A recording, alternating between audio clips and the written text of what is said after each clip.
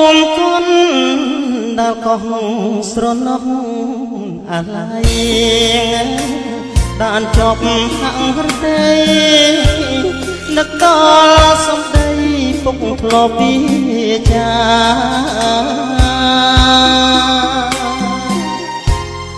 ដាស់ទឿនកូនប្រុសឲ្យខំសិក្សាក្នុងភ្នោះ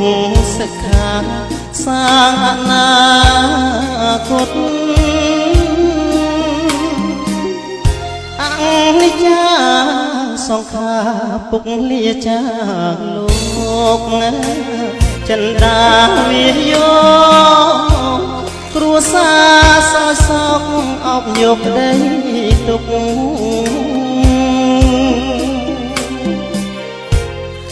អលោកមានគុណកូនសែរន្ធត់រត់រូបលោកពុកខ្លោចសាពេលក្រៃបនខួប10ឆ្នាំកូនសាងជូនពុកសូមបានសោយសុខឋានសួគ៌គាលេ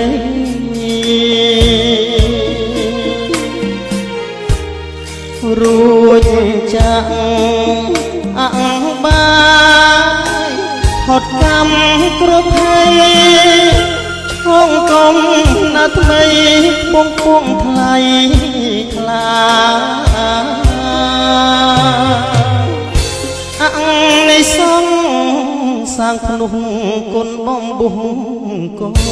នណាយិតយងសន្តានទុកដល់ជាតិបូនឆ្លងកាត់ជលសាចំឡរូបពុកដល់ត្រើយសុខានិព្វានថ្លៃថ្លាកូនសាងជួនពុក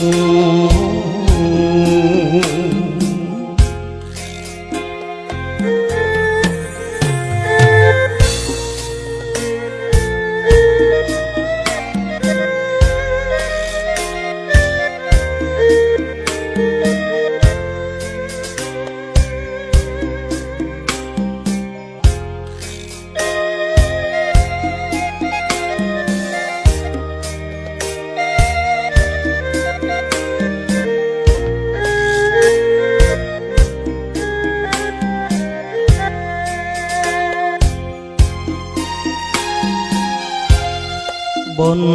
យខួប10ឆ្នាំកូនសាងជូនពុកសូមបានសោយសុខឋានសួគ៌គាលេ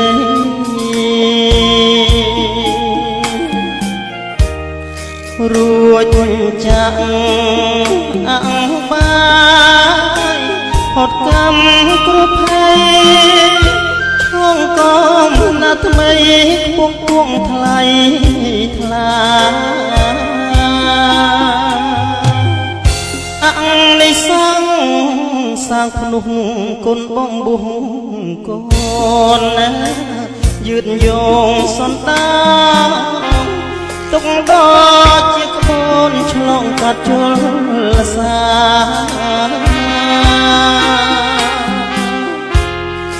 ចំឡរូបពុកដល់ត្រើយសុខានិព្វានថ្លៃថ្លាកូនសា